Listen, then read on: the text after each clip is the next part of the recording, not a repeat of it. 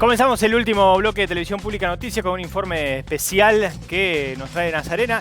Son números que reporta el INDEC, son números de la época brava de nuestro país, ¿no? La época en la cual todavía buena parte de la economía estaba paralizada y se sentían los hogares, Nasa. Exactamente. Bueno, en realidad estaba empezando a... Eso, más que la mejorar. época grave, acá como que se registran las consecuencias Claro. de lo que fue ese trimestre grave que fue abril, mayo y junio, ¿no? Obvio.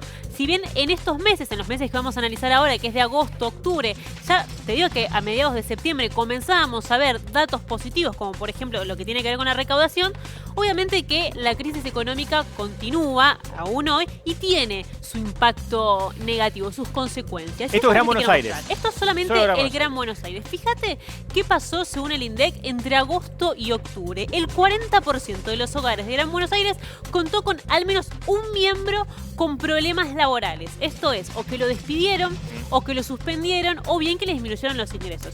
Despido, te digo que, si bien existen legislaciones, decretos que justamente prohibían eso, lamentablemente hubo casos que superaron. De hecho, sí. Exactamente, a las legislaciones y que terminaron, bueno, por cerrar empresas, por ejemplo, con los trabajadores afuera. Bueno, es un distrito de Gran Buenos Aires que obviamente sufrió esto, sobre todo también por la informalidad laboral, ¿no? Por la informalidad laboral, tal cual. La suspensión, bueno, acordate que hubo un acuerdo justamente para suspender a los trabajadores, para no quitarles el trabajo, para que no se queden justamente despedidos, pero a cambio de mantener el sueldo al 75%. Una reducción, cierto. Bueno, y la disminución de ingresos es algo que sinceramente sufrimos todos, básicamente por cuestiones naturales al deterioro económico de la pandemia. Así que eso indica entonces que el 40% de los hogares de Gran Buenos Aires tienen al menos una persona en los hogares que sufrió una de esas cosas. Porcentaje muy alto. Porcentaje muy alto y preocupante, sí. A ver el segundo. ¿Qué pasa? Fíjate, con los hogares en Buenos Aires, en este caso, casi un 29% dejó de pagar o tuvo problemas para cubrir los pagos de servicios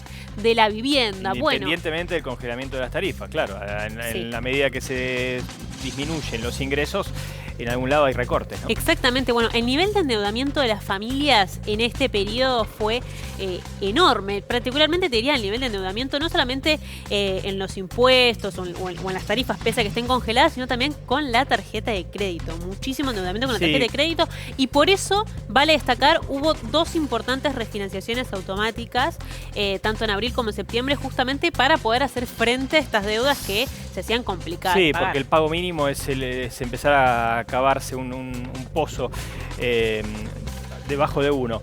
28% dejó de pagar, claro, las tarifas en todo este tiempo no solamente estaban congeladas, sino que las empresas no podían hacer los cortes de suministro. Es cierto también que en los próximos meses tendrán que ponerse al día aquellos que dejaron de pagar, ¿no? Sí.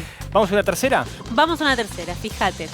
¿Qué pasa acá? Mirá, el 48%, bueno, esto dato clave, te diría, para haber afrontado la pandemia, que todavía sigue estando.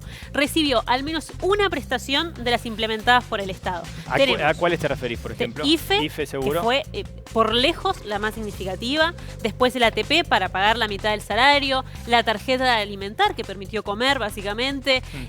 La ampliación de la asignación universal por hijo. Y cualquier otra prestación o beneficio social que en este contexto, Ari, fue por demás importante. Fue importantísimo.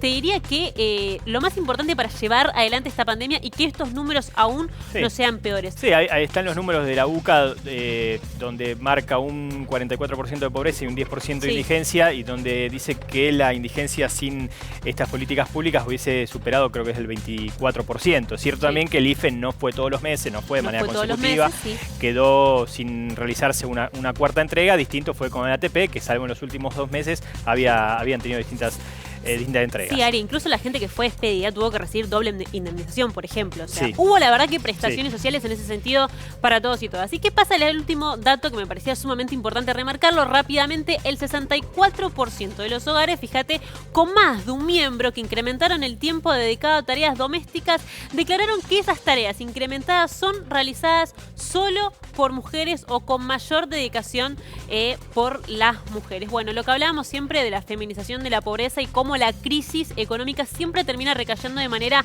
más significativa en las mujeres. Hay un dato sumamente interesante para cerrar, que lo habíamos mencionado ya hace un par de meses atrás y lo vuelvo a decir. Diariamente se destacan 96 millones de horas diarias a las tareas domésticas. Bueno, esa 3/4 parte de las 96 millones de horas diarias la dedican las mujeres y gratis. Gracias, NASA. No.